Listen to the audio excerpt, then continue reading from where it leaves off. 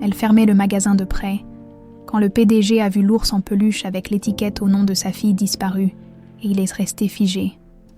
Le soleil de novembre filtrait péniblement à travers les vitres poussiéreuses de la maison de prêt sur Gage Bernard, projetant des ombres allongées sur les étagères à moitié vides. Camille Bernard referma délicatement la dernière boîte d'objets non réclamés, ses mains tremblant légèrement. Après 3 générations, l'histoire de sa famille s'achevait dans ce local exigu de la rue Mercière, au cœur du vieux Lyon. « Allez, ma vieille », murmura-t-elle à elle-même, utilisant cette expression que lui répétait toujours sa grand-mère dans les moments difficiles. Il faut bien tourner la page un jour. Depuis des mois, elle se battait contre l'inévitable. Les factures s'empilaient sur son bureau, comme autant de rappels de sa défaite. La gentrification du quartier avait fait grimper les loyers, et sa clientèle habituelle, des familles modestes du coin, avait peu à peu disparu, remplacée par des bobos parisiens qui préférèrent les boutiques vintage branchées aux authentiques maisons de prêt. Elle attrapa son carton d'emballage suivant et s'approcha de l'étagère des jouets. Cette section lui fendait toujours le cœur. Derrière chaque poupée, chaque petit camion, se cachait une histoire de famille en détresse, de parents contraints de se séparer des souvenirs de leurs enfants pour joindre les 2 bouts. Ses doigts effleurèrent un ours en peluche rose passé, recroquevillé entre une dinette en plastique et un puzzle incomplet. L'objet semblait si ordinaire, si banal, qu'elle faillit le glisser machinalement dans le carton. Mais quelque chose l'arrêta, une petite étiquette brodée à la main, cousue avec soin sur le ventre de l'animal. « Un pour ma princesse Élodie, avec tout l'amour de papa, 2016. » Camille sentit sa gorge se serrer. Elle se souvenait parfaitement de cette femme qui était venue en 2017, l'année qui avait suivi la disparition. Carmen Rousseau. Une femme élégante mais visiblement rongée par quelque chose de terrible, les yeux rougis, les mains qui tremblaient en remplissant les papiers. Elle avait besoin d'argent rapidement, avait-elle expliqué d'une voix cassée, pour un voyage urgent. « C'est tout ce qui me reste d'elle », avait murmuré Carmen en caressant l'ours une dernière fois. « Mais j'ai plus le choix. » Camille n'avait pas posé de questions. Dans son métier, on apprenait vite à respecter la douleur des autres, à ne pas fouiller dans les plaies ouvertes. Chacun arrivait ici avec son fardeau et repartait un peu plus léger dans les poches, mais souvent plus lourd dans le cœur. Elle serra l'ours contre sa poitrine, troublée par l'émotion qui l'envahissait. Combien d'objets comme celui-ci avait-elle vu passer entre ses mains? Combien d'histoires brisées, de rêves mis en gage? Le carillon de l'entrée tinta. L'attirant de ses pensées, elle leva les yeux vers la silhouette qui se découpait dans la lumière crue de la rue, un homme en costume sombre, la quarantaine, avec cette démarche assurée de quelqu'un habitué à ce que les portes s'ouvrent devant lui, Julien Mercier. Elle l'avait reconnu immédiatement, même si elle ne l'avait vu qu'en photo dans les journaux économiques locaux. Le roi de l'immobilier lyonnais, celui qui transformait les vieux quartiers en complexes modernes, qui effaçait le passé pour construire l'avenir, celui qui allait raser son local pour édifier une nouvelle résidence de standing. Madame Bernard, j'imagine. Sa voix portait cette autorité naturelle des hommes d'affaires. Mais Camille y décela aussi une pointe de fatigue. « Je suis Julien Mercier, je viens pour l'inspection finale. » Elle hocha la tête, se redressant instinctivement, face à face. Il paraissait plus humain que sur les photos, moins imposant, peut-être. Les rides autour de ses yeux trahissaient des nuits difficiles, et sa prestance semblait forcée, comme un masque qu'on porte par habitude. « Tout sera libéré demain matin, comme convenu, » répondit-elle en serrant toujours l'ours contre elle. « Je finissais juste de... » Sa phrase mourut dans sa gorge. Julien Mercier s'était figé, le regard fixé sur la peluche rose qu'elle tenait. Son visage avait perdu toute couleur, et ses yeux s'étaient agrandis comme s'il venait de voir un fantôme. « Où avez-vous eu ça ?» Sa voix n'était plus qu'un murmure rauque. Camille fronça les sourcils, intriguée par ce changement radical d'attitude. L'homme d'affaires imperturbable avait disparu, remplacé par quelqu'un de vulnérable, presque fragile. C'est un objet mis en gage, comme tous les autres ici. Pourquoi ? Julien s'approcha lentement, les mains tendues, comme s'il craignait que l'ours ne disparaisse. Cette étiquette, vous pouvez me la montrer. Camille hésita, puis tourna délicatement l'animal pour révéler la broderie. Julien lut les mots à voix basse, syllabe par syllabe, comme s'il récitait une prière. Pour ma princesse Élodie, avec tout l'amour de papa. 2016. Le silence qui suivit sembla s'étirer une éternité. Dehors, La circulation de fin d'après-midi faisait vibrer les vitres, mais dans la boutique, on n'entendait que le tic-tac de l'horloge murale et la respiration saccadée de Julien. « C'est impossible », chuchota-t-il finalement. « C'est moi qui ai écrit ça. C'est moi qui ai offert cet ours à ma fille pour ses 4 ans. » Camille sentit son cœur s'accélérer. Cette coïncidence dépassait l'entendement. « Votre fille s'appelle Élodie. » S'appelait. Le mot tomba comme une pierre dans l'eau. « Elle a disparu il y a 8 ans. Au parc de la Tête d'Or, ma femme et moi. On se disputait et... » Il s'interrompit, incapable de continuer. Ses épaules s'affaissèrent, comme si le poids de ces années de douleur venait de s'abattre sur lui d'un coup. Camille réalisa soudain ce qu'elle tenait entre ses mains. Pas seulement un jouet abandonné, mais un fragment d'une tragédie qui avait détruit une famille. Elle se souvenait maintenant de cette histoire qui avait fait les gros titres. La petite Élodie Mercier, 4 ans, enlevée en plein jour par une inconnue. L'enquête qui avait tourné en rond. Les parents brisés. Le mystère jamais résolu. Carmen Rousseau, murmura-t-elle. La femme qui a déposé cet ours s'appelait Carmen Rousseau. Le nom frappa Julien comme une gifle. Il tituba légèrement, se rattrapant au comptoir. Carmen, c'est le nom de jeune fille de ma femme. Elle avait repris son nom après notre divorce. Les pièces du puzzle commençaient à s'assembler dans l'esprit de Camille, formant une image qu'elle n'osait pas encore accepter. Cette femme désespérée, cet ours qui portait l'amour d'un père, cette histoire de disparition. « Monsieur Mercier, » dit-elle doucement, « je crois qu'il faut qu'on parle. » Dehors, les lumières de la ville commençaient à s'allumer, transformant les façades en un kaléidoscope d'ombres et de clarté. Et, dans la petite boutique poussiéreuse, 2 destins venaient de se croiser autour d'un ours rose délavé qui portait en lui les secrets d'une famille brisée, et peut-être l'espoir d'une rédemption. L'horloge murale égrena 8 coups dans le silence pesant de la boutique. Julien fixait toujours l'ours rose comme s'il s'agissait d'une apparition, ses mains tremblant imperceptiblement. Camille l'observait, partagée entre la compassion et une méfiance instinctive. Elle avait appris à se méfier des hommes puissants, surtout quand ils montrèrent des signes de vulnérabilité. « Asseyez-vous », dit-elle en désignant la chaise bancale près du comptoir. « Je vais vous faire un café. Vous en avez l'air d'en avoir besoin. » Julien s'effondra plus qu'il ne s'assit, le regard toujours rivé sur la peluche. « Comment est-ce possible, Carmen, ma femme, elle m'avait dit qu'elle avait tout jeté après la disparition, qu'elle ne supportait plus de voir les affaires d'Élodie. » Camille alluma la vieille cafetière italienne qui trônait sur une étagère encombrée. « Les gens mentent parfois pour se protéger, ou pour protéger les autres. Me protéger de quoi ?» La voix de Julien se brisa. « De savoir qu'elle avait gardé quelque chose de notre fille. Putain, Camille. Pardon, Madame Bernard. C'est juste que... Camille, ça ira. » Elle posa une tasse fumante devant lui. « Et pour répondre à votre question, peut-être qu'elle voulait vous protéger de l'espoir. » Le mot resta suspendu entre eux, comme une promesse dangereuse. Julien but une gorgée de café. Grimaçant légèrement, il avait l'habitude des expressos parfaits de ses bureaux, pas de ce breuvage corsé qui avait le goût de la vraie vie. « Parlez-moi de cette femme, Carmen. À quoi elle ressemblait quand elle est venue ?» Camille ferma les yeux, fouillant dans ses souvenirs. Élégante, mais... comment dire ? Comme quelqu'un qui se maintient debout par habitude, cheveux châtains, un peu plus courts que les épaules, des cernes terribles sous les yeux, et ses mains, elles tremblaient tout le temps. « Les médicaments ?» murmura Julien. « Après la disparition, elle a commencé à prendre des anxiolytiques, puis de l'alcool par-dessus. J'ai essayé de l'aider, mais... » Il s'interrompit, replongeant dans ce jour maudit qui avait tout changé. Le parc de la Tête d'Or baignait dans la lumière dorée d'un après-midi de printemps.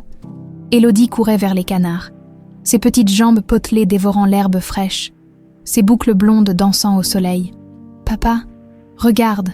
Les canards. Mais lui ne regardait pas. Il était au téléphone.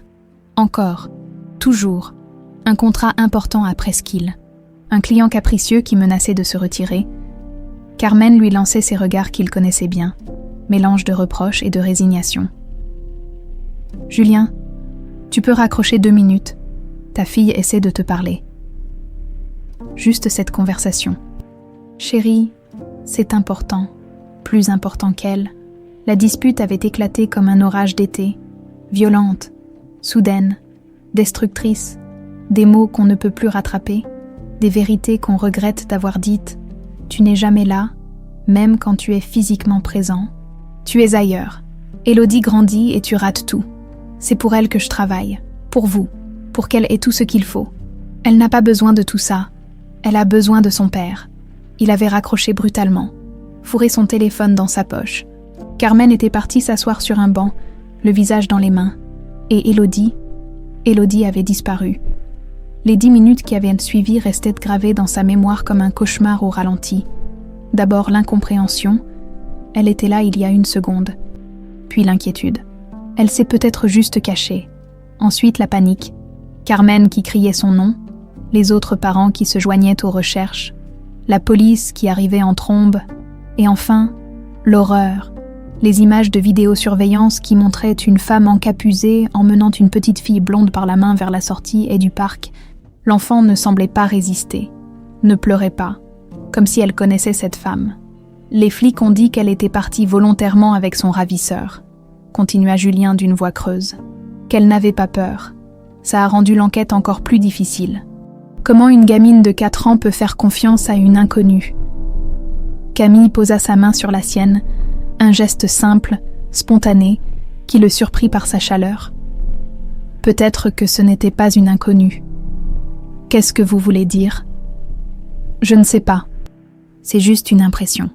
Cette Carmen qui est venue ici, elle ne ressemblait pas à une femme qui avait perdu sa fille. Elle ressemblait à une femme qui se cachait quelque chose à elle-même. Julien releva brusquement la tête. Vous pensez qu'elle savait quelque chose ? Je pense qu'elle était rongée par la culpabilité, mais laquelle ? Camille se leva, commença à faire les 100 pas dans l'espace restreint. Elle a dit qu'elle devait voyager, qu'elle avait besoin d'argent rapidement, mais pour aller où ? Et pourquoi se séparer de l'ours et si c'était tout ce qui lui restait de sa fille ? Parce qu'elle savait qu'Élodie était vivante. Les mots avaient jailli malgré lui, comme une évidence terrible qui prenait forme. Julien se leva d'un bond, renversant presque sa chaise. « Il faut que je retrouve Carmen. Tout de suite. Vous avez gardé ses coordonnées ?» Julien. Camille hésita sur le prénom, puis décida de s'y tenir. Ça fait 7 ans. Les coordonnées qu'elle m'a laissées ne sont sûrement plus valables. Et même si on la retrouve, ça ne veut pas dire que ma fille est encore vivante. Il la fixa avec une intensité qui la mit mal à l'aise. Madame Bernard, Camille, cet ours, c'est la première vraie piste qu'on a depuis 8 ans. La police a classé l'affaire. Les détectives privés ont baissé les bras. Ma femme, mon ex-femme, elle s'est noyée dans l'alcool et les cachets. Mais cet ours, il s'empara délicatement de la peluche, la serrant contre lui comme un talisman. Cet ours, c'est Élodie qui me fait signe, j'en suis sûre. Camille voyait la détermination renaître dans ses yeux, remplaçant peu à peu le désespoir. C'était touchant et effrayant à la fois. Elle avait déjà vu des gens s'accrocher à de faux espoirs, et les voir s'écraser ensuite était toujours déchirant. « D'accord, » dit-elle finalement, « je vais vous aider. J'ai gardé une copie de ces papiers d'identité, comme pour tous mes clients, et je me souviens d'autres détails de notre conversation. Mais promettez-moi une chose. Tout ce que vous voulez, promettez-moi de ne pas vous effondrer si ça ne mène nulle part. Promettez-moi de rester lucide. » Julien acquiesça, mais elle voyait bien qu'il n'écoutait déjà plus. Il était retourné 8 ans en arrière, dans ce parc où sa vie avait basculé, et il cherchait désespérément les indices qu'il avait ratés. Il me faut des détectives privés, les meilleurs. L'argent n'est pas un problème. Julien, elle posa sa main sur son bras. Il fait presque nuit, on ne peut rien faire ce soir. Rentrez chez vous, essayez de dormir. Demain matin, on commencera les recherches. Ensemble. Il la regarda avec surprise. Ensemble. Vous voulez dire que vous ? Je veux dire que cette histoire me touche aussi. Et puis, elle sourit faiblement. Il faut bien que je trouve quelque chose à faire maintenant que je n'ai plus de boutique. Pour la première fois depuis son arrivée, Julien esquissa un sourire fragile, plein de reconnaissance et d'espoir mélangés. Merci Camille. Vraiment, je ne sais pas pourquoi vous faites ça pour un inconnu, mais merci. Elle haussa les épaules avec une désinvolture feinte. Peut-être parce que j'ai l'impression que nos chemins se sont croisés pour une raison, et peut-être aussi parce que j'ai toujours eu un faible pour les causes perdues. Ils sortirent ensemble de la boutique, Julien serrant précieusement l'ours contre lui. Dans la rue, les réverbères venaient de s'allumer, transformant le pavé humide en un miroir scintillant. Au loin, Les lumières de Lyon s'étendaient comme une promesse, cachant quelque part dans leurs reflets une vérité qui attendait d'être découverte, et peut-être, au bout de cette vérité, une petite fille de 12 ans, qui ne savait pas encore qu'elle allait retrouver son père. Le cabinet de détective privé sentait le cuir et le café froid. Marc Dubois, ancien commissaire reconverti, étalait les documents sur son bureau avec la méticulosité d'un chirurgien. Cela faisait 3 jours qu'il travaillait sur le dossier Mercier, et ses conclusions commençaient à prendre forme. Alors, Julien tambourinait nerveusement sur la coudoir de son fauteuil. Camille, assise à côté de lui, remarquait qu'il n'avait pas lâché l'ours rose depuis leur première rencontre. Il l'emmenait partout, comme un talisman. « J'ai du bon et du moins bon », annonça Dubois en ajustant ses lunettes. « Le bon, Carmen Rousseau n'a pas disparu de la surface de la Terre. Le moins bon, elle a fait tout son possible pour brouiller les pistes. » Il ouvrit le premier dossier. Après la disparition d'Élodie en 2016, votre ex-femme a effectivement sombré dans l'alcool et les médicaments, hospitalisation répétée, cure de désintox, rechute, le parcours classique d'une femme détruite par la culpabilité. Julien serra les poings. Culpabilité de quoi? C'était un enlèvement.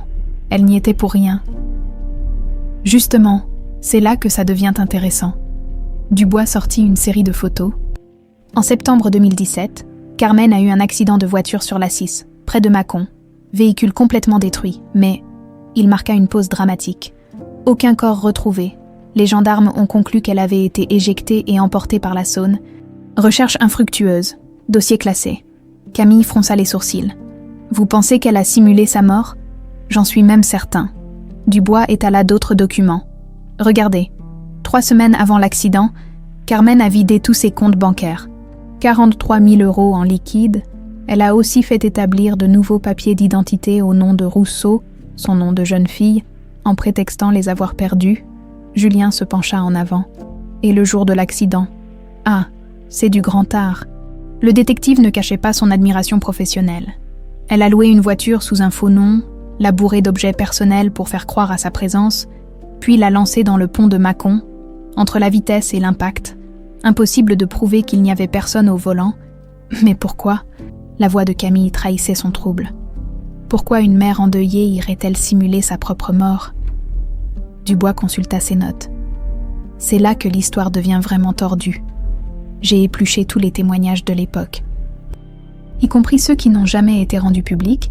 Votre ex-femme accusait votre entourage professionnel, monsieur Mercier. Elle était persuadée que l'enlèvement était lié à vos affaires. Mes affaires. Julien éclata d'un rire amer. J'étais promoteur immobilier, pas trafiquant d'armes. Qu'est-ce qu'elle s'imaginait? Que vos concurrents s'en prenaient à votre famille pour vous faire plier sur certains contrats? Elle avait cette idée fixe que tant qu'elle resterait près de vous, Élodie serait en danger. Un silence pesant s'installa dans le bureau. Dehors, la circulation de fin de matinée faisait vibrer les vitres. Mais à l'intérieur, on n'entendait que le tic-tac obsédant de l'horloge murale. « Il y a autre chose », reprit Dubois. « J'ai retrouvé la trace d'une sœur. Marguerite Rousseau, 48 ans, institutrice à Strasbourg, célibataire, sans enfant. » Camille et Julien échangèrent un regard. « Vous pensez que Carmen s'est réfugiée chez elle? C'est plus que probable. Marguerite a déménagé en 2018. De son petit appartement du centre-ville vers une maison avec jardin dans le quartier résidentiel de la Robertso. Une maison pour une famille, pas pour une célibataire. » Julien bondit de sa chaise. « Il faut y aller maintenant. » « Attendez. » Dubois leva la main. « Si j'ai raison, et si Carmen a effectivement emmené Élodie, ça fait 8 ans qu'elles vivent ensemble sous de fausses identités. 8 ans que votre fille croit peut-être que vous êtes mort, ou pire, que vous ne l'aimiez pas. Vous ne pouvez pas débarquer comme ça. » La réalité frappa Julien comme une gifle. Sa petite princesse de 4 ans était maintenant une préadolescente de 12 ans qui ne le connaissait peut-être plus, qui avait peut-être appris à le détester. « Qu'est-ce que vous proposez ?» demanda Camille. « Une approche progressive d'abord, vérifier si elles sont bien là-bas. Ensuite, observer, comprendre leur situation. Et surtout, il fixa Julien intensément, vous préparer psychologiquement à ce que vous allez découvrir. » Le voyage vers Strasbourg se déroula dans un silence tendu. Julien conduisait sa BMW comme un automate. Les mains crispées sur le volant, l'ours rose était posé sur le siège arrière, visible dans le rétroviseur comme un reproche permanent.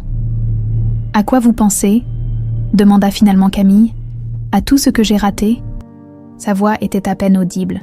Ses premiers pas, ses premiers mots, sa rentrée en CP, ses dents qui tombent, son premier chagrin d'amour, peut-être, tout. Camille posa sa main sur la sienne. Ce geste était devenu naturel entre eux. Cette complicité née de leur quête commune. Vous ne pouvez pas refaire le passé, mais vous pouvez encore construire l'avenir. Si elle veut bien de moi, elle voudra, c'est votre fille. Strasbourg les accueillit sous un ciel gris de novembre. La cathédrale se dressait comme une prière de pierre au cœur de la ville, et les canaux reflétèrent la lumière pâle du soleil d'automne. Ils trouvèrent la rue de Marguerite sans difficulté, une voie tranquille bordée de maisons à colombages restaurés, avec de petits jardins bien entretenus. Le numéro 47 correspondait à une bâtisse de 2 étages, peinte en bleu clair, avec des volets blancs et un jardin où traînaient encore quelques jouets d'enfants. Un vélo rouge était appuyé contre le portail, taille préadolescente. « C'est là », murmura Julien, le cœur battant. Ils se garèrent de l'autre côté de la rue et attendirent. Au bout d'1 heure, la porte s'ouvrit. Une femme d'une 50aine d'années sortit, suivie d'une adolescente blonde. Julien cessa de respirer. La fillette avait grandi, bien sûr. Ses boucles d'enfant avaient fait place à des cheveux longs et raides. Et elle avait cette démarche un peu gauche des filles de 12 ans, mais ses yeux bleus qu'il reconnaîtrait entre 1000, ses yeux qu'elle tenait de sa grand-mère paternelle, « C'est elle », chuchota-t-il, les larmes aux yeux. « C'est ma petite Élodie ». L'adolescente riait à quelque chose que lui disait la femme, sans doute Marguerite. Elle se dirigeait vers l'arrêt de bus, cartable au dos, dans cette routine matinale que Julien avait rêvé de partager pendant 8 ans. Elle a l'air heureuse, observa doucement Camille. C'était vrai. Élodie rayonnait de cette insouciance propre à l'enfance protégée. Elle ne ressemblait pas à une victime, mais à une gamine normale qui se rendait à l'école avec sa mère adoptive, sa tante. Que croyait-elle au juste sur son identité ? « Il faut que je lui parle », dit Julien en attrapant la poignée de la portière. « Non », Camille le retint fermement. « Pas comme ça, vous allez la terroriser, réfléchissez. Pour elle, vous êtes soit mort, soit un inconnu. Dans les 2 cas, un homme de 42 ans qui l'aborde dans la rue. C'est flippant, compléta Julien en se rasseyant lourdement. Putain, Carmen, qu'est-ce que tu lui as raconté sur moi ? Ils regardèrent Élodie monter dans le bus, agitant la main vers Marguerite par la fenêtre, quand le véhicule disparut au coin de la rue. Julien avait l'impression qu'on lui arrachait le cœur une 2e fois. On va attendre qu'elle rentre de l'école, décida Camille. Observer encore, comprendre comment elles vivent, et peut-être trouver un moyen d'approcher Marguerite. Julien acquiesça, résigné. 8 ans d'attente. Quelques heures de plus ne changeraient rien. Mais chaque minute qui passait lui semblait une éternité volée à sa fille retrouvée, dans le rétroviseur. L'ours rose le regardait de ses yeux de plastique. Gardien silencieux d'un amour qui avait traversé 8 années de séparation pour enfin retrouver son chemin, à 16h30 précise, le bus scolaire s'arrêta au coin de la rue. Élodie en descendit avec l'énergie débordante d'une collégienne libérée pour le week-end. Son cartable rebondissant sur son dos, Julien la dévorait des yeux, gravant dans sa mémoire chacun de ses gestes, la façon dont elle remontait machinalement ses cheveux derrière son oreille, son petit saut pour éviter une flaque, son sourire spontané en voyant un charroux qui se prélassait sur un muret. « Elle ressemble à sa mère au même âge », murmura-t-il, la gorge nouée. Camille l'observait du coin de l'œil, inquiète de l'intensité de son regard. « Julien, il faut qu'on parle à Marguerite, mais en douceur, sans l'effrayer. »« Comment on fait ça ?»« Bonjour madame, je crois que vous cachez ma fille depuis 8 ans. On improvise ? Venez. » Ils traversèrent la rue alors qu'Élodie disparaissait dans la maison. Le jardin était soigneusement entretenu, avec des massifs de chrysanthèmes qui ajoutaient une touche de couleur à l'automne naissant. Camille sonna à la porte, le cœur battant. Ce fut Élodie qui ouvrit, vue de près. La ressemblance avec Julien était saisissante. Les mêmes yeux bleus perçants, la même fossette au menton. Elle les regarda avec curiosité, sans méfiance. « Bonjour », dit-elle poliment. « Vous cherchez quelqu'un ?» Julien ouvrit la bouche, mais aucun son n'en sortit, face à sa fille. Après 8 ans, il était littéralement muet d'émotion. Camille prit le relais avec un sourire bienveillant. « Bonjour ma grande. On cherche Marguerite Rousseau. »« C'est pour l'école. Tante Margot !» cria Élodie vers l'intérieur. « Il y a des gens pour toi. Tante Margot, donc Élodie connaissait sa véritable identité familiale. C'était déjà ça. Marguerite apparut dans l'encadrement, s'essuyant les mains sur un torchon. C'était une femme aux traits doux, avec des cheveux poivre et sel tirés en chignon et des lunettes rondes qui lui donnaient un air d'institutrice bienveillante. Son regard se posa d'abord sur Camille, puis sur Julien, et Camille vit distinctement son visage se décomposer. « Élodie, monte faire tes devoirs, s'il te plaît. Mais j'ai pas école lundi. C'est les vacances de la Toussaint. Monte, j'ai dit. » Le ton était inhabituellement sec. Élodie haussa les épaules et disparut dans l'escalier, ses pas résonnant à l'étage. Marguerite attendit que le bruit s'estompe, puis fixa Julien avec un mélange de terreur et de défi. « Qu'est-ce que vous voulez ? » ?»« Ma fille. » Les mots sortirent dans un souffle rauque. « Je veux juste ma fille. » Marguerite jeta un coup d'œil inquiet vers l'escalier, puis sortit, refermant soigneusement la porte derrière elle. « Pas ici, pas devant elle. Suivez-moi. » Elle les mena vers un petit café au bout de la rue, le genre d'établissement de quartier où tout le monde se connaît. Ils s'installèrent au fond. Loin des oreilles indiscrètes, Marguerite commanda un thé d'une voix tremblante. « Camille, un café ?» Julien, rien du tout. « Comment vous nous avez trouvés ?» demanda finalement Marguerite. « L'ours rose » répondit Camille. « Celui que Carmen a mis en gage chez moi en 2017. » Marguerite ferma les yeux, comme si elle avait reçu un coup. Je lui avais dit de s'en débarrasser, que c'était trop risqué de garder des traces. Mais elle n'arrivait pas. « Marguerite, » dit doucement Julien, « où est Carmen ? » Je ne peux pas. Elle m'a fait promettre. » « Promettre quoi ?» L'exaspération perçait dans sa voix. « Bon sang, c'est ma fille, j'ai le droit de savoir. »« Votre fille. » Marguerite le fixa avec une colère soudaine. « Où étiez-vous quand elle pleurait toutes les nuits en réclamant son papa ? Où étiez-vous quand elle demandait pourquoi vous ne veniez jamais la chercher ? Parce que je ne savais pas où elle était. » Julien haussa le ton, attirant les regards des autres clients. « Parce que votre sœur me l'a enlevée. Ma sœur l'a sauvée. » Le mot claqua comme un fouet. Marguerite réalisa qu'elle en avait trop dit, mais il était trop tard pour reculer. « Sauver de quoi ?» insista Camille. Marguerite but une gorgée de thé pour se donner du courage. Carmen était convaincue que des gens vous en voulaient. Vos concurrents, vos associés, je ne sais pas. Elle disait que tant qu'Élodie resterait près de vous, elle serait en danger.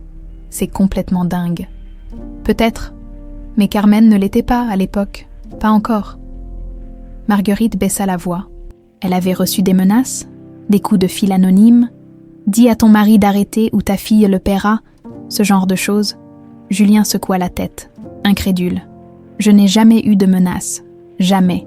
Parce qu'elle ne s'adressait pas à vous, elle s'adressait à elle, pour faire pression sur vous, sans que vous le sachiez. Un silence pesant s'installa.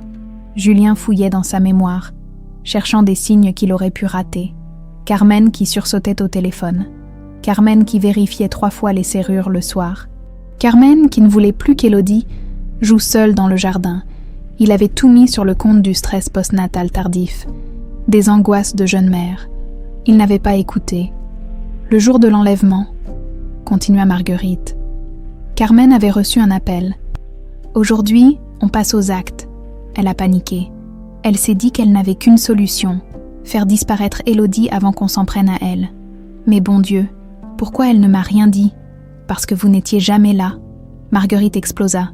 Parce que chaque fois qu'elle essayait de vous parler, vous aviez un rendez-vous, un contrat, une urgence.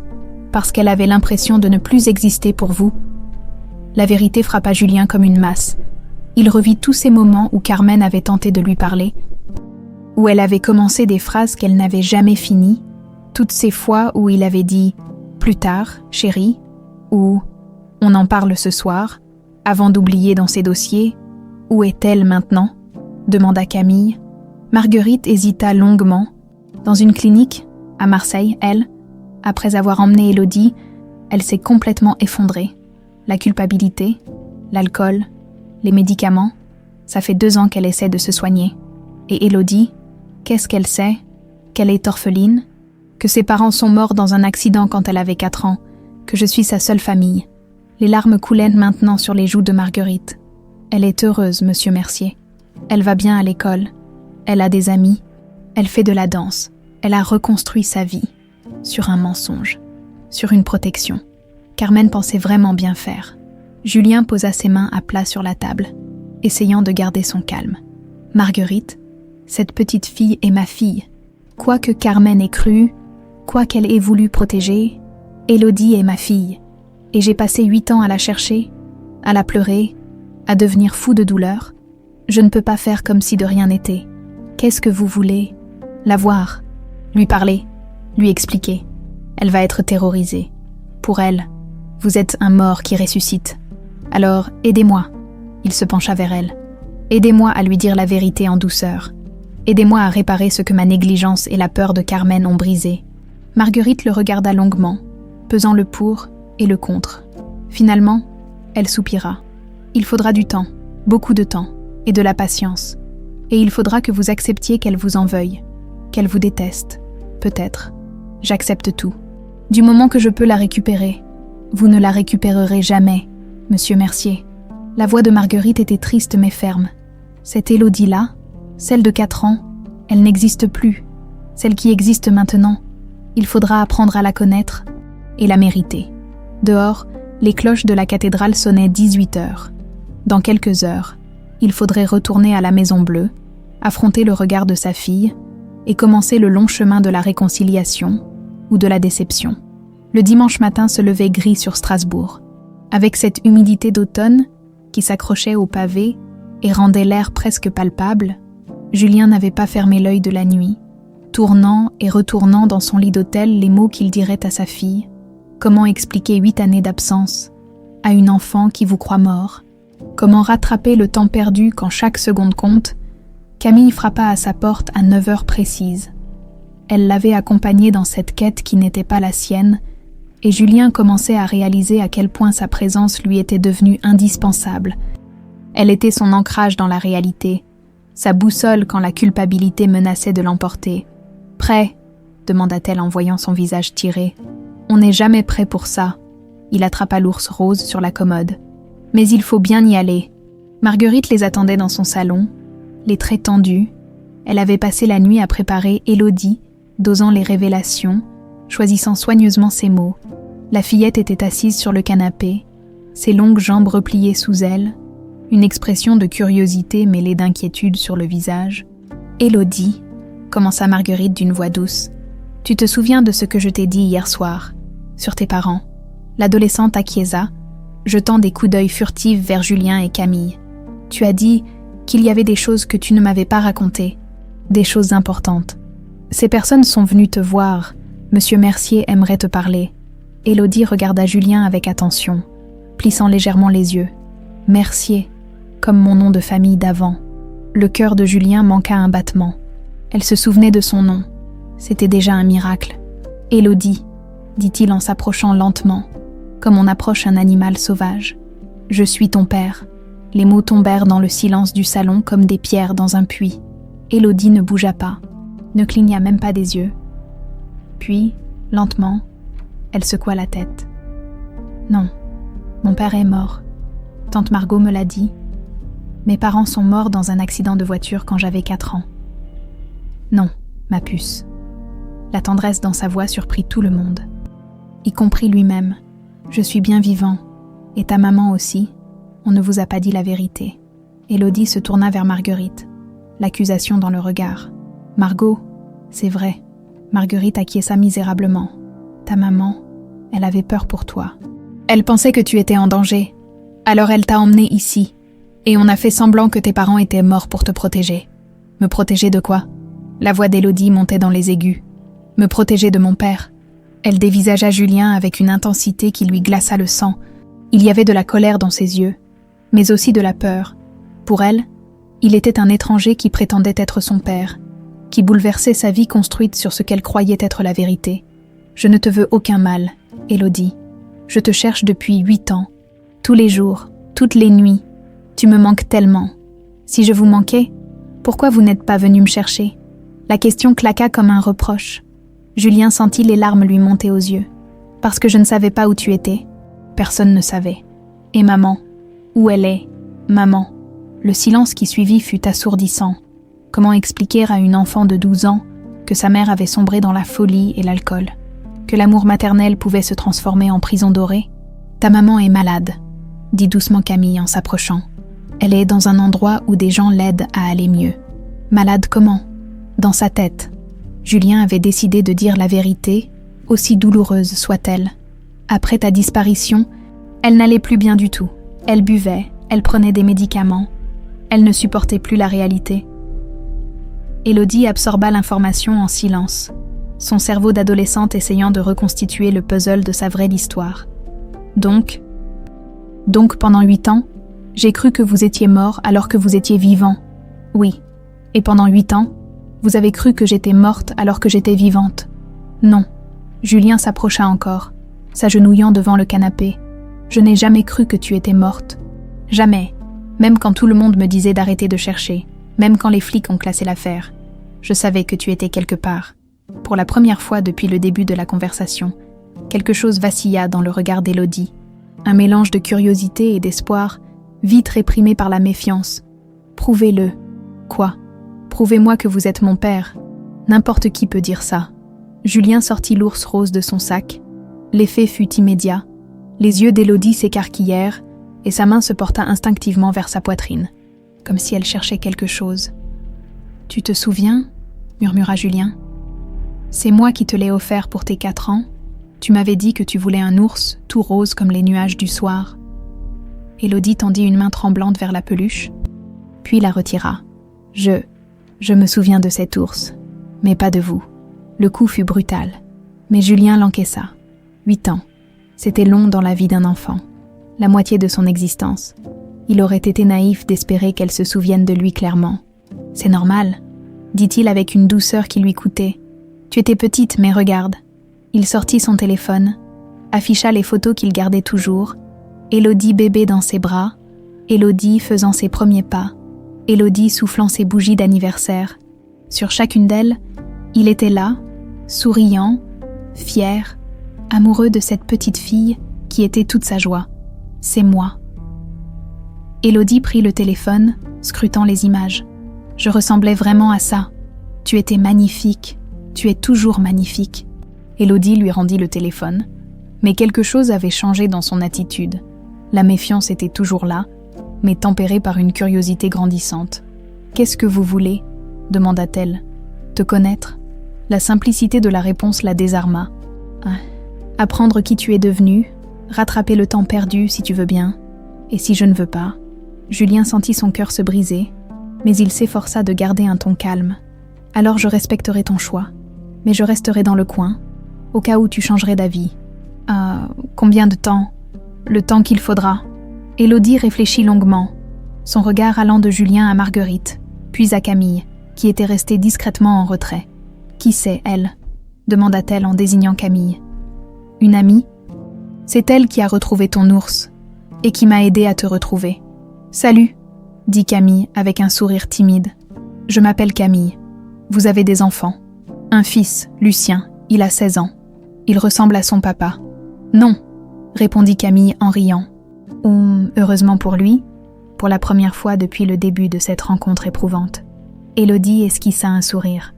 Un petit sourire fragile, mais réel. « Je peux réfléchir », demanda-t-elle à Julien. « C'est beaucoup d'un coup. Bien sûr. Prends tout le temps qu'il faut. Et vous resterez vraiment dans le coin. Je te le promets. » Élodie se leva, s'étira comme le font les adolescents, avec cette grâce maladroite de l'âge ingrat. « Je vais dans ma chambre. Il faut que je digère tout ça. » Elle s'arrêta au pied de l'escalier, se retourna vers Julien. « Au fait, vous pouvez me rappeler votre prénom. Julien. Julien. » répéta-t-elle comme si elle testait le son du mot. « D'accord, à plus tard, Julien. » Et elle disparut dans l'escalier, laissant derrière elle un silence chargé d'espoir et d'appréhension. Dans le salon, les 3 adultes échangèrent des regards où se mêlaient soulagement et inquiétude. C'était un début, fragile, incertain, mais c'était un début. 3 mois avaient à passer depuis cette première rencontre déchirante. Julien avait tenu parole. Il était resté à Strasbourg, louant un petit appartement meublé dans le quartier de la Petite France. Chaque jour, il se rendait chez Marguerite pour une visite d'1 heure, pas plus. Respectant le rythme qu'Élodie avait imposé, les premiers temps avaient été d'une difficulté inouïe. Sa fille, car il refusait de penser à elle autrement. l'accueillait avec une politesse glaciale, répondant à ses questions par monosyllabes, gardant ses distances comme si sa présence même était une menace. Elle l'appelait toujours Julien, jamais papa, et ce simple détail lui brisait le cœur chaque jour un peu plus. Mais petit à petit, les murs se lézardaient, tout avait commencé par les échecs. Julien avait remarqué un échiquier dans la chambre d'Élodie et avait mentionné qu'il jouait. Elle avait accepté une partie, sans doute pour meubler le silence pesant de leur rencontre. Elle était douée, très douée même, et ne se privait pas de le battre régulièrement. Échec et mat, annonça-t-elle ce mardi de janvier, en déplaçant sa reine avec un sourire satisfait. « Mais tu m'as encore eu !» admit Julien en renversant son roi. « Où as-tu appris à jouer comme ça ? Tante Margot m'a inscrite au club du collège l'année dernière. Le prof dit que j'ai un don pour la stratégie. » Elle rangea les pièces avec des gestes précis. « Et vous, je veux dire, tu jouais déjà quand j'étais petite ?» C'était la première fois qu'elle utilisait le tutoiement, la première fois qu'elle faisait référence à leur passé commun sans que ce soit lui qui aborde le sujet. Julien sentit quelque chose se desserrer dans sa poitrine. « Oui, j'espérais t'apprendre un jour. Ta maman disait que tu étais trop petite. Mais moi, je pensais que tu étais assez intelligente pour comprendre. » Élodie ne répondit pas, mais il vit qu'elle enregistrait l'information. Chaque détail sur son enfance, sur l'amour qu'il lui portait, semblait l'aider à reconstituer le puzzle de sa véritable histoire. Camille avait été d'un soutien inestimable dans cette épreuve. Elle venait à Strasbourg chaque week-end, officiellement pour aider Julien, mais en réalité, Élodie semblait plus détendue en sa présence. Peut-être parce qu'elle ne représentait pas la même charge émotionnelle. Peut-être parce que sa propre expérience de mère célibataire lui donnait une compréhension instinctive des adolescents. « Elle me fait penser à Lucien au même âge », confiait-elle à Julien en rentrant de leur visite. « Cette façon de tester tes limites, de voir jusqu'où elle peut aller avant que tu abandonnes. Jamais je n'abandonnerai. Elle le sait. C'est pour ça qu'elle commence à baisser sa garde. » C'était vrai. Élodie posait de plus en plus de questions sur son enfance, sur Carmen, sur les raisons de leur séparation. Julien répondait avec une honnêteté brutale, refusant de lui mentir ou d'édulcorer la vérité. Elle avait le droit de savoir pourquoi sa vie avait basculé. « Maman avait vraiment si peur », avait-elle demandé un soir, alors qu'ils regardèrent des photos sur son téléphone. Elle était terrorisée. Julien lui montra une photo de Carmen enceinte, radieuse et insouciante. « Tu vois comme elle était heureuse ici. Après ta naissance, elle a commencé à avoir peur de tout, qu'il t'arrive quelque chose, que je parte, que notre bonheur ne dure pas, et puis il y a eu ces menaces. Vous pensez qu'elles étaient des réelles? Je ne sais pas, peut-être. Ou peut-être que ta maman était tellement angoissée qu'elle imaginait des dangers partout. » Il rangea le téléphone. Le résultat a été le même. Elle a voulu te protéger, et pour ça, elle a détruit notre famille. Tu lui en veux. La question l'avait pris au dépourvu. Je lui en ai voulu, très longtemps. Mais maintenant je comprends mieux. L'amour peut rendre fou. Élodie, surtout l'amour d'une mère pour son enfant. C'est vers cette époque que Dubois les avait contactés avec de nouvelles informations. Carmen était effectivement soignée dans une clinique de Marseille, mais son état s'améliorait. Les médecins pensaient qu'elle pourrait bientôt recevoir des visites. « Tu veux la voir ?» avait demandé Julien à Élodie. « Je ne sais pas. J'ai peur. Peur de quoi ? Qu'elle soit devenue quelqu'un d'autre ? Que la maman dont je me souviens n'existe plus. » Julien l'avait prise dans ses bras. La première fois qu'elle le laissait faire. Et elle ne s'était pas dérobée. « Les gens changent, ma puce, mais l'amour reste. Et ta maman t'aime, même si elle l'a montré de façon particulière. » C'est Camille qui avait eu l'idée du centre communautaire. Un soir de février, alors qu'ils dînaient tous les trois chez Marguerite, qui s'était peu à peu habituée à cette nouvelle configuration familiale, elle avait lancé « Tu sais, Julien, au lieu de démolir ta maison de près, tu pourrais en faire quelque chose d'utile. Comme quoi ? Un centre d'aide aux familles en difficulté, des permanences juridiques, des groupes de parole, de l'aide administrative. » Élodie avait levé les yeux de son assiette. Comme une maison qui aide les gens au lieu de leur prendre leurs affaires. Exactement. L'idée avait germé dans l'esprit de Julien, transformer le symbole de la rencontre avec sa fille en quelque chose de positif, de constructif, une façon de donner du sens à toute cette souffrance. « Tu dirigerais le centre ?» avait-il proposé à Camille. « Moi, mais je n'ai aucune compétence. Tu as la plus importante, l'empathie, et l'expérience de ce que vivent les gens dans la détresse. Élodie les regardait échanger avec un intérêt croissant. Vous formez une équipe, tous les deux. Ce n'était pas une question, plutôt une constatation. Et pour la première fois, Julien réalisa que sa fille approuvait cette relation naissante entre Camille et lui. Plus que ça, elle semblait la souhaiter. « Ah, Camille fait partie de la famille maintenant », avait-elle demandé quelques jours plus tard, avec cette franchise brutale des adolescents. « Qu'est-ce que tu en penses ?»« Je pense que tu es moins triste quand elle est là, et elle aussi. » « Et ça te pose un problème. » Élodie avait réfléchi longuement. « Non, maman sera toujours ma maman. Mais toi, tu as le droit d'être heureux. Et Camille est gentille. Lucien aussi, car Lucien était venu à Strasbourg pour rencontrer Élodie. 16 ans, cheveux dans les yeux, et air perpétuellement blasé, il avait d'abord regardé cette petite avec condescendance. Mais Élodie n'était pas du genre à se laisser impressionner, et ils avaient fini par s'entendre comme larrons en foire. « Elle est cool, ta fille », avait-il confié à Julien. Un peu chiante, mais cool. Venant de lui, c'était un compliment. Mars était arrivé avec ses premières douceurs et ses bourgeons sur les tilleuls. Julien était officiellement resté à Strasbourg temporairement, mais il commençait à envisager un déménagement plus permanent. Ses affaires tournaient toutes seules à Lyon, et rien ne l'empêchait de diriger son empire depuis l'Alsace. « Tu ferais ça ?» lui avait demandé Élodie quand il avait évoqué cette possibilité. « Tu quitterais Lyon pour moi. J'irai au bout du monde pour toi, même si je ne t'appelle jamais papa. » Même si, elle avait souri, ce sourire qui lui rappelait tellement Carmen au plus beau jour de leur amour. On verra. Peut-être que dans quelques mois, si tu continues à perdre aux échecs, je pourrais envisager de t'appeler différemment. C'était un espoir fragile, mais c'était un espoir. Et après 8 ans de désespoir, Julien était prêt à se contenter de cela. Pour l'instant, le TGV filait vers Marseille sous un ciel de mai éclatant. Julien regardait défiler les champs de lavande et les collines rocailleuses de Provence. L'estomac noué par l'appréhension, à côté de lui, Camille feuilletait un magazine sans le lire. Aussi nerveuse que lui, ils allaient enfin rencontrer Carmen. 6 mois de préparation avaient été nécessaires. D'abord, convaincre l'équipe médicale de la clinique Sainte-Marguerite que cette confrontation était nécessaire pour la guérison de Carmen. Ensuite, préparer Élodie à cette éventualité, sans la forcer mais en lui laissant le choix de les accompagner ou non. Elle avait choisi de rester à Strasbourg. « Je ne suis pas prête », avait-elle dit simplement. « Pas encore. Mais allez-y, vous. Elle a besoin de vous voir, de s'expliquer. » Le docteur Renier les attendait dans le hall de la clinique, un homme d'une 60aine d'années aux cheveux blancs et au regard bienveillant. Il leur avait expliqué l'état de Carmen au téléphone. Mais voir Julien en personne semblait le préoccuper. « Monsieur Mercier, votre ex-épouse a fait des progrès considérables ces derniers mois. Elle a accepté la réalité de ses actes et travaille activement sur sa culpabilité. Mais vous revoir va inévitablement raviver des traumatismes.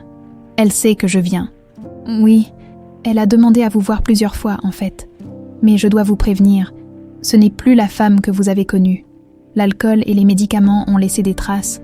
Elle est fragile, très fragile. » Camille prit la main de Julien. « Vous voulez que j'attende dehors ?»« Non. » Sa réponse fusa, catégorique. « J'ai besoin de vous. Et Carmen aussi, peut-être. Un regard extérieur. Quelqu'un qui ne soit pas impliqué émotionnellement dans cette histoire. » Ils suivirent le docteur Renier à travers des couloirs aux murs pastel, où flottait cette odeur particulière aux établissements médicaux, mélange de désinfectants et de tristesse contenue. La clinique était luxueuse, discrète, le genre d'endroit où les familles aisées envoient leurs proches encombrants pour se donner bonne conscience. Carmen les attendait dans le jardin, assise sur un banc face à la mer, vue de dos. Elle paraissait fragile, presque transparente dans sa robe de lin blanc, ses cheveux, autrefois châtains et brillants, avaient grisonné prématurément et étaient découpés courts, très courts, comme ceux d'une nonne. Carmen. La voix de Julien était à peine audible. Elle se retourna lentement, et Julien retint un souffle. Le visage qu'il avait aimé, embrassé, caressé pendant des années, s'était creusé, marqué par la souffrance et les remords. Mais ses yeux verts étaient toujours les mêmes, simplement voilés par une tristesse infinie. Julien. Elle se leva avec difficulté, comme si chaque geste lui demandait un effort considérable. « Tu es venu. » Ils se regardèrent un long moment, Séparée par 3 mètres d'espace et 8 années de douleur, Carmen porta son regard vers Camille, l'interrogeant silencieusement. « Carmen, je te présente Camille. C'est elle qui a retrouvé l'ours d'Élodie. C'est grâce à elle qu'on s'est retrouvés. » « L'ours !» Carmen vacilla légèrement. « Je n'aurais jamais dû le vendre. Mais j'avais besoin d'argent pour emmener notre fille loin de moi, » compléta Julien d'une voix neutre. Carmen ferma les yeux, comme si ces mots étaient des coups physiques. « Asseyons-nous, s'il vous plaît. » Ils prirent place sur le banc, Carmen au milieu. Tremblante, Camille remarqua ses mains qui ne cessèrent de bouger, vestige probable de ses années d'addiction. « Comment va-t-elle » demanda Carmen dans un souffle. « Notre petite fille, elle a 12 ans maintenant. Elle est belle, intelligente, vivante. » Julien marqua une pause. « Elle croit depuis 8 ans que nous sommes morts. » Le sanglot que poussa Carmen déchira le silence du jardin. « Je sais. Oh, mon Dieu, je sais. Chaque nuit, je me réveille en pensant à ça, à ce que je lui ai fait, à ce que je nous ai fait. Pourquoi, Carmen ?» La question portait 8 années de souffrance. « Pourquoi tu ne m'as pas parlé de ces menaces ? Pourquoi tu as préféré détruire notre famille ?» Carmen releva la tête, et Julien vit qu'elle pleurait silencieusement. « Parce que tu n'étais jamais là. Parce que chaque fois que j'essayais de te parler, tu avais autre chose de plus important. Parce que j'avais l'impression de ne plus exister pour toi. » C'est faux. Non, Julien, c'est vrai. Sa voix était ferme maintenant, portée par la thérapie et les mois de travail sur elle-même. Tu nous aimais, je n'en doute pas. Mais tu nous aimais comme on aime ses possessions. Nous étions ton trophée. Ta belle famille parfaite que tu exhibais lors des soirées d'affaires. Mais au quotidien, Carmen, laisse-moi finir. Elle prit une respiration tremblante.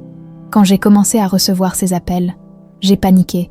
Dis à ton mari d'arrêter son projet de presqu'île ou ta fille le paiera. Tu te souviens de ce projet ?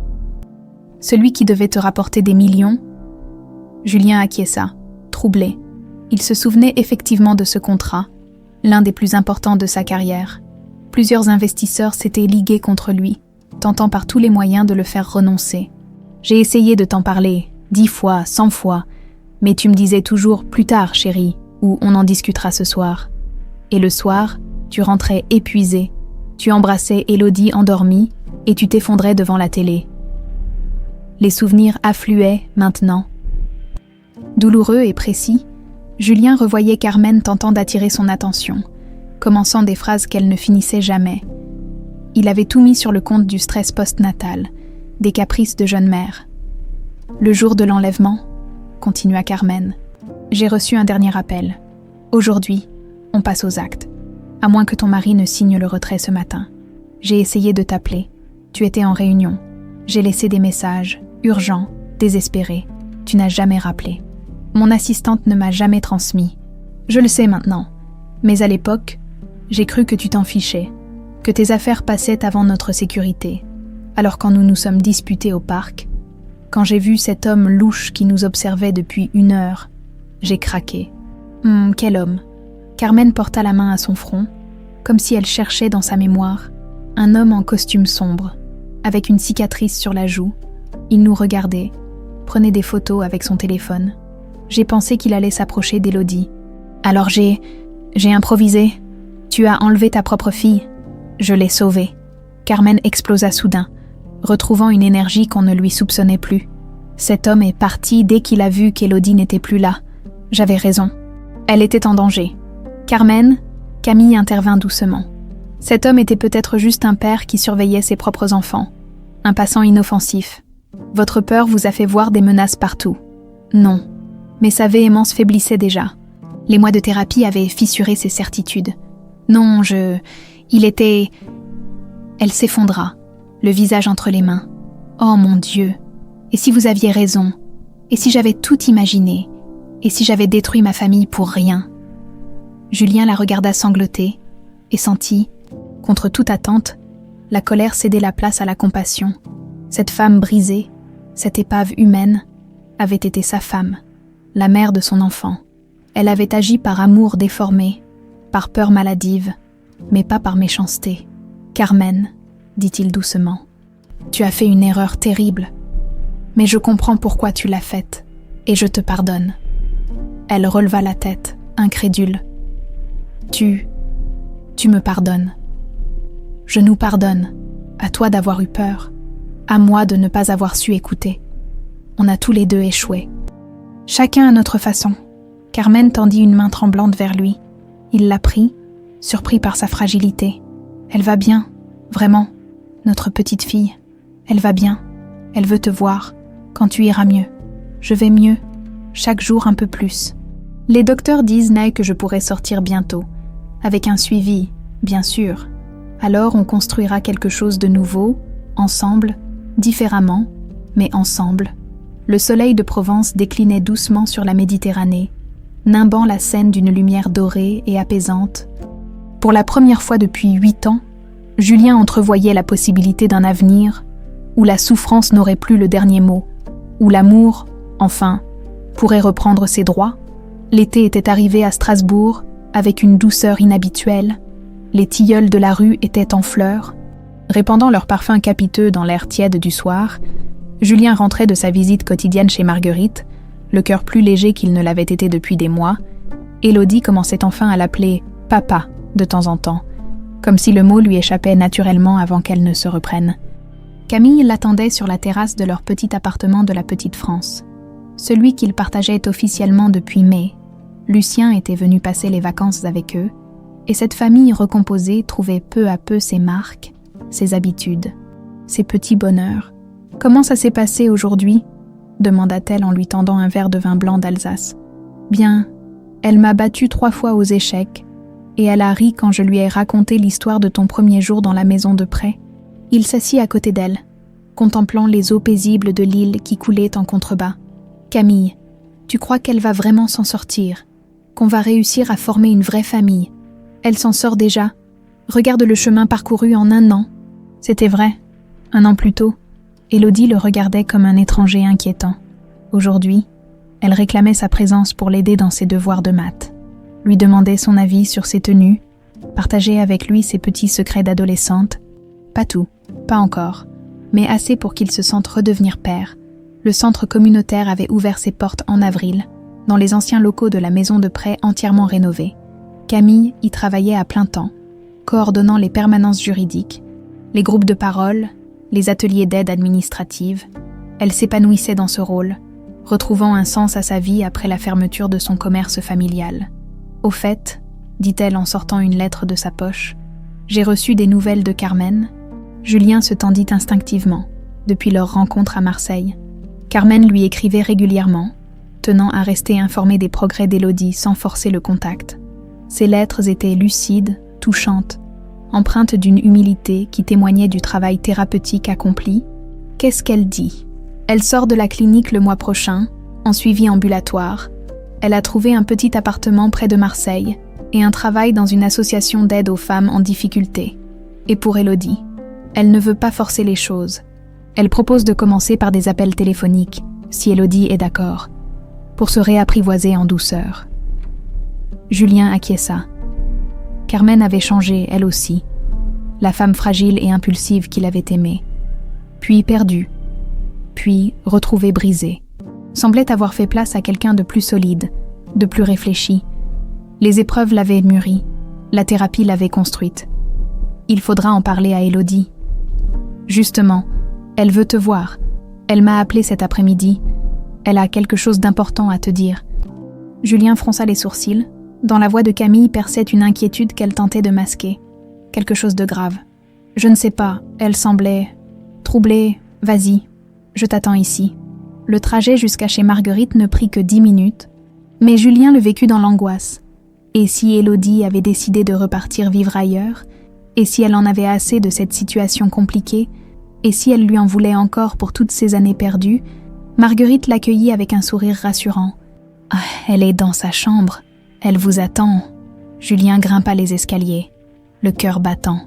Il frappa doucement à la porte d'Élodie. « Entre, papa !» Le mot le frappa comme une évidence heureuse.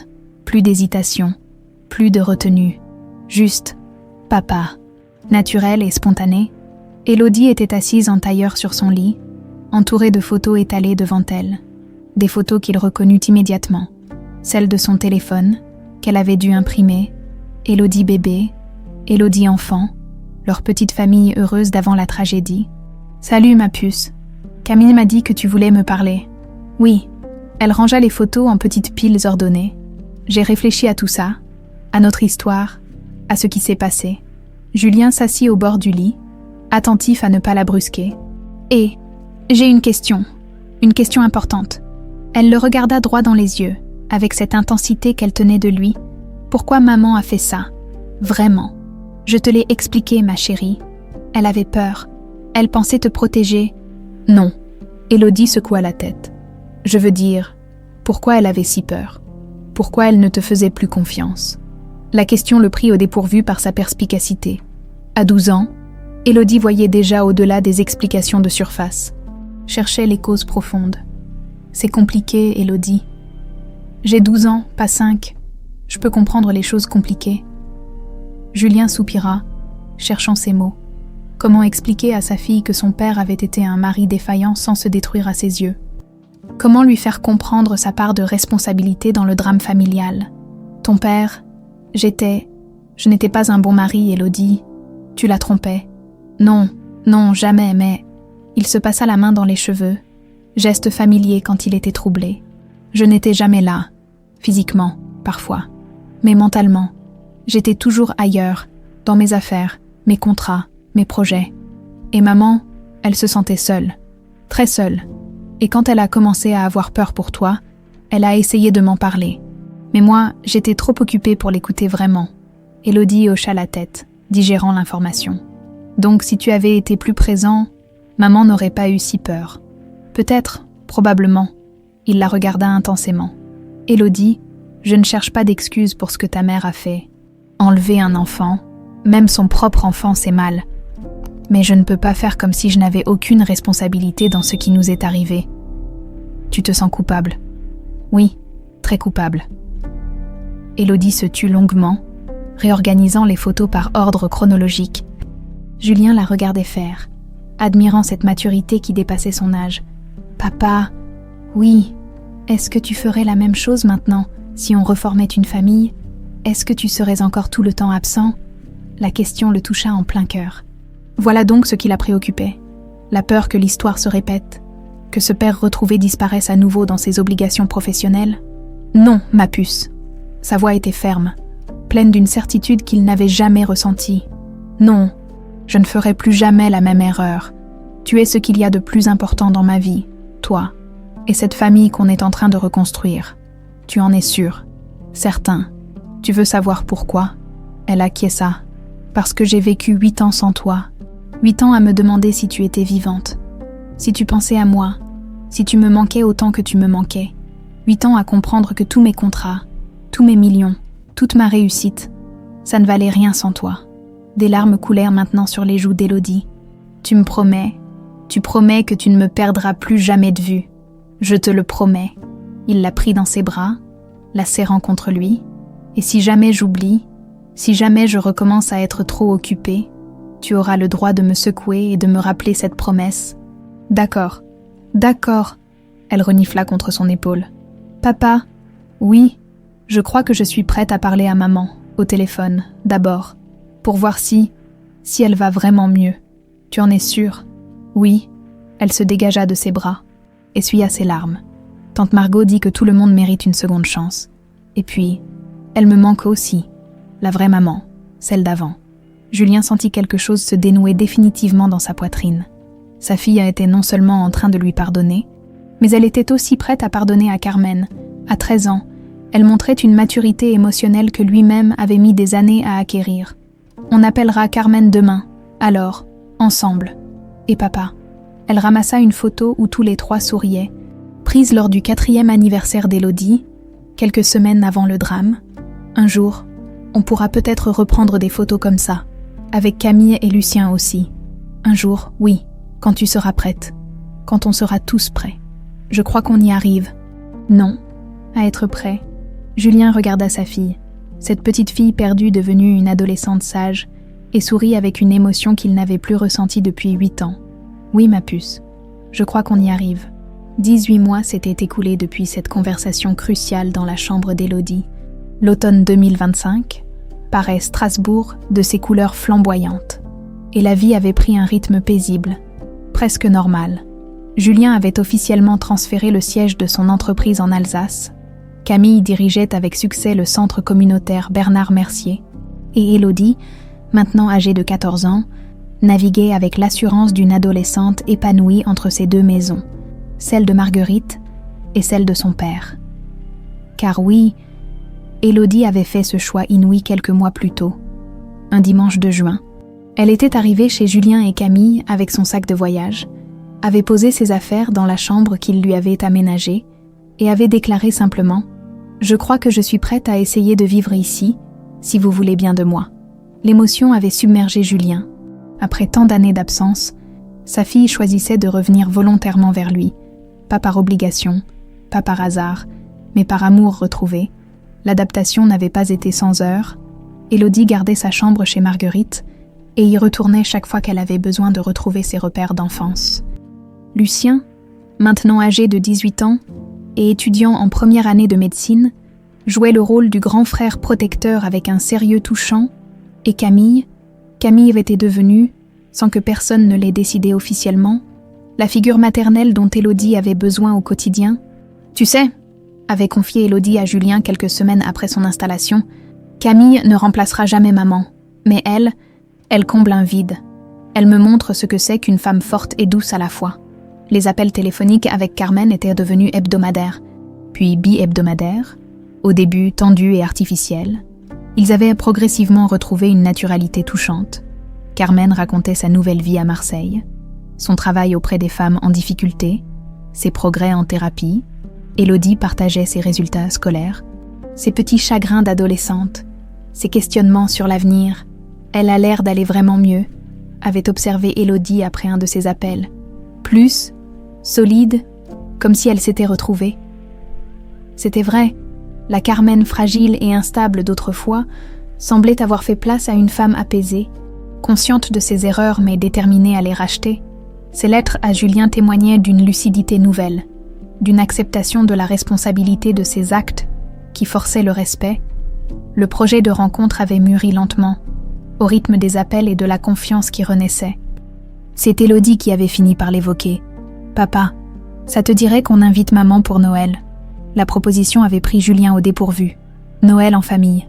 Avec Carmen, l'idée était à la fois séduisante et terrifiante. « Tu es sûre de toi, ma puce ?»« Ah, je crois, elle me manque, la vraie elle, tu vois ?»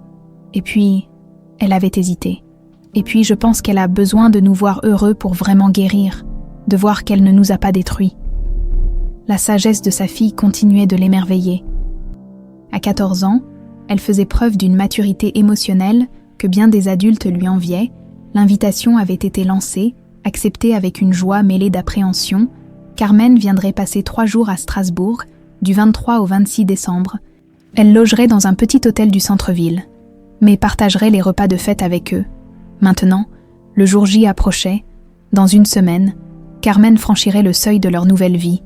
Et étrangement, tout le monde semblait impatient, y compris Camille. « Tu n'es pas jalouse ?» lui avait demandé Julien un soir, alors qu'il préparait la chambre d'amis pour Lucien qui rentrait de faculté. « Jalouse de quoi ?» Elle avait souri avec cette sérénité qui la caractérisait désormais. « Carmen fait partie de votre histoire, de l'histoire d'Élodie. Elle ne disparaîtra jamais complètement de vos vies, autant que ce soit dans de bonnes conditions, non. Et si elle voulait reprendre sa place ? Quelle place ? » Camille avait posé sa main sur la sienne. « Julien, ta place aujourd'hui, c'est ici, avec moi, avec nos enfants. Carmen le sait, elle l'a accepté. Elle veut juste retrouver sa place de mère, pas celle d'épouse. » C'était vrai. Les dernières lettres de Carmen témoignaient de cette acceptation. Elle félicitait même Julien pour son bonheur retrouvé avec Camille. Reconnaissant que leur couple n'avait plus d'avenir après tout ce qui s'était passé, le centre communautaire battait son plein. Depuis son ouverture, il avait aidé plus de 200 familles à surmonter leurs difficultés. Camille y avait développé des programmes innovants. Groupes de parole pour parents séparés, ateliers de médiation familiale, permanence psychologique. Elle avait même créé un programme spécial pour les familles touchées par des disparitions d'enfants, s'appuyant sur sa propre expérience pour apporter aide et réconfort. « Tu sais ce qui me rend le plus fière ?» avait-elle confié à Julien lors de l'anniversaire du centre. « C'est qu'on a transformé un lieu de séparation en lieu de réconciliation. Cette maison de prêt où les gens venaient en perdre leurs souvenirs. Maintenant, c'est un endroit où ils viennent reconstruire leurs liens.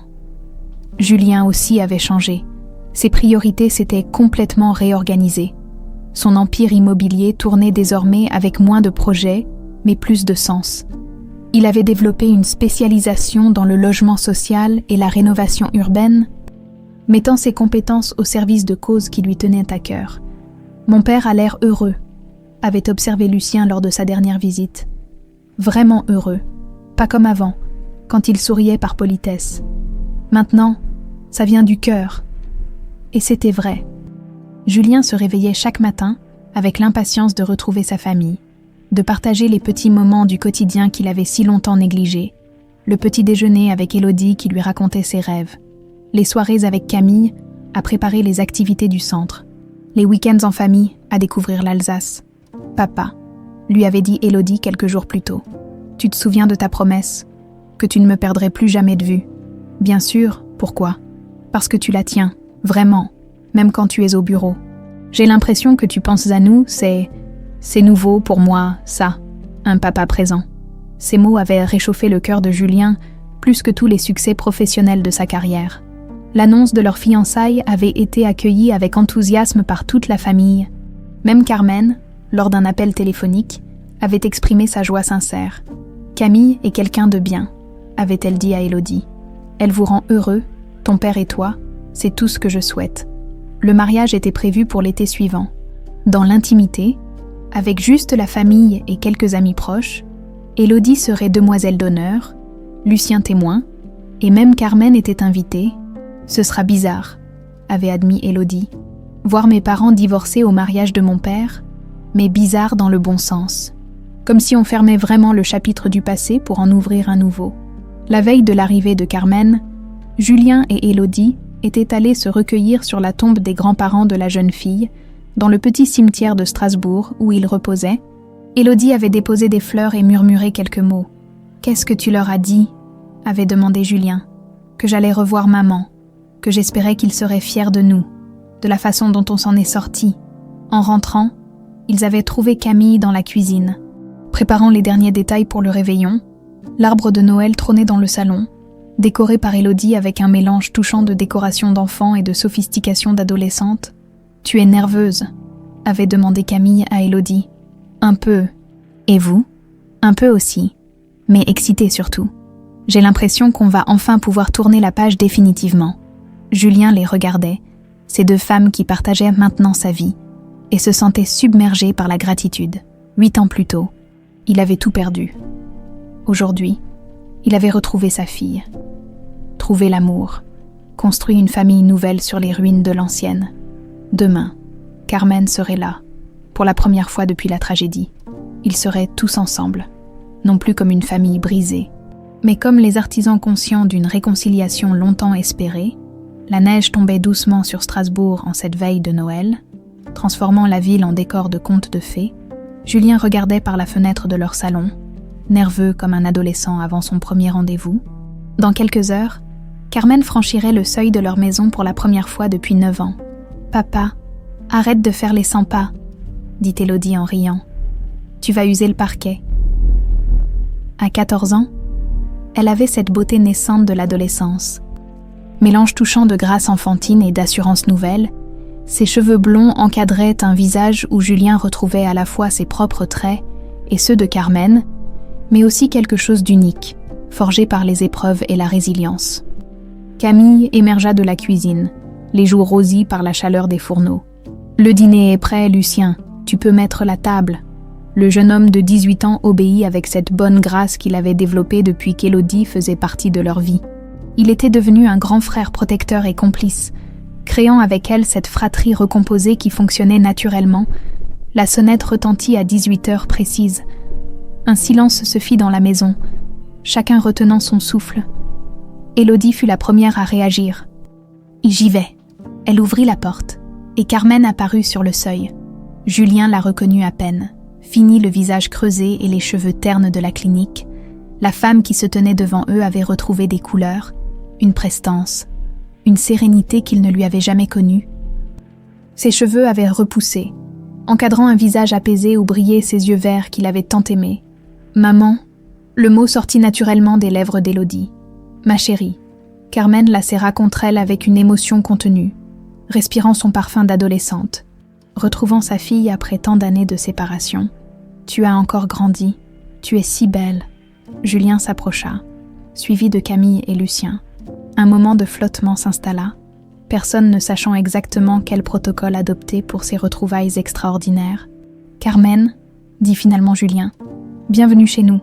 Merci de m'accueillir. » Elle se tourna vers Camille. « Camille, je présume. Merci pour tout ce que vous avez fait pour eux.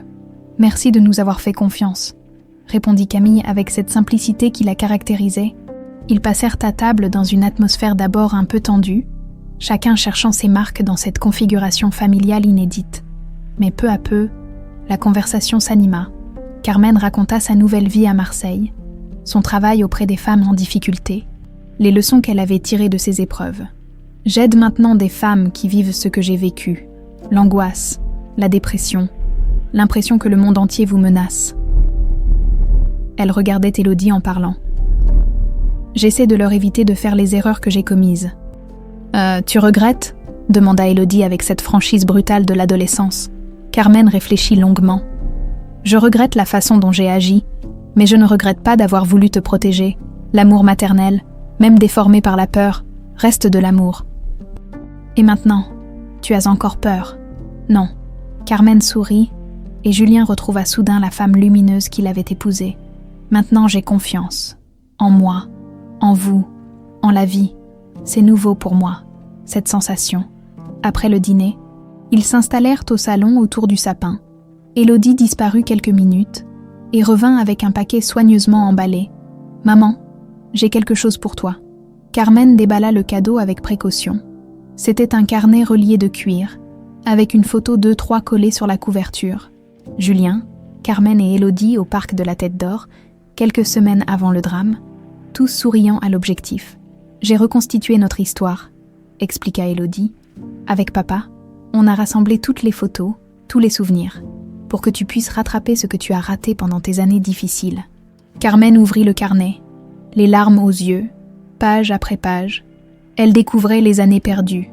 Élodie à 5 ans perdant sa première dent, à 6 ans sur son vélo sans petite roue, à 8 ans déguisée en princesse pour le carnaval de l'école, à 10 ans fière de son premier prix de mathématiques. « Tu vois », murmura Élodie, « tu n'as rien raté d'essentiel. J'ai grandi, c'est tout, mais je suis toujours ta petite fille. » Carmen éclata en sanglots, mais c'était des larmes de joie, de soulagement, de gratitude. Julien et Camille échangèrent un regard ému. Élodie venait d'offrir à sa mère le plus beau des cadeaux, le pardon et la réconciliation. Plus tard dans la soirée, Carmen prit Julien à part. « Je voulais te dire quelque chose. » En privé, ils sortirent sur la terrasse, emmitouflés dans leurs manteaux. Les lumières de Noël scintillaient dans toute la ville, créant une atmosphère féerique. « Merci », dit simplement Carmen. « Pourquoi ? Pour avoir pardonné, pour avoir reconstruit, pour avoir rendu notre fille heureuse. » Elle le regarda avec une tendresse dépourvue de nostalgie amoureuse. « Tu es devenu l'homme que j'espérais que tu deviendrais. Un vrai père, un homme présent. Carmen, laisse-moi finir. » Elle sourit. « Je voulais aussi te dire que Camille est parfaite pour vous. Elle vous apporte cette stabilité, cette douceur que je n'ai jamais su donner. Élodie a de la chance de l'avoir. Et toi, tu vas bien, vraiment, mieux que jamais. J'ai trouvé ma voie. Ma mission, aider les autres m'a aidé à me reconstruire, et vous voir heureux, c'est la plus belle thérapie qui soit. » Ils rentrèrent au salon, où Camille était en train de border Élodie endormie sur le canapé, épuisée par l'émotion de ses retrouvailles. « Je vais la porter dans sa chambre », proposa Julien. « Laisse », murmura Camille. « Elle est bien là, regarde comme elle sourit. » C'était vrai. Élodie dormait avec un sourire paisible, serrant contre elle l'ours rose qu'elle avait récupéré et qui ne la quittait plus jamais. Le lendemain matin, Carmen repartit pour Marseille, mais l'atmosphère avait changé. Elle ne repartait plus en étrangère, mais en membre à part entière de cette famille recomposée. Les adieux furent émouvants mais sereins, empreints de la certitude que cette réconciliation était définitive. 6 mois plus tard, par une radieuse journée d'été, Julien et Camille se mariaient dans l'intimité. dans le jardin fleuri de leur maison strasbourgeoise. Élodie, splendide en robe bleu lavande, était demoiselle d'honneur.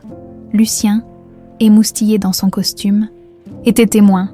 Carmen était là aussi, souriante et apaisée, bénissant cette union qui scellait officiellement le bonheur retrouvé de sa fille. « Tu vois » chuchota Élodie à l'oreille de Julien pendant la cérémonie. « On y est arrivé.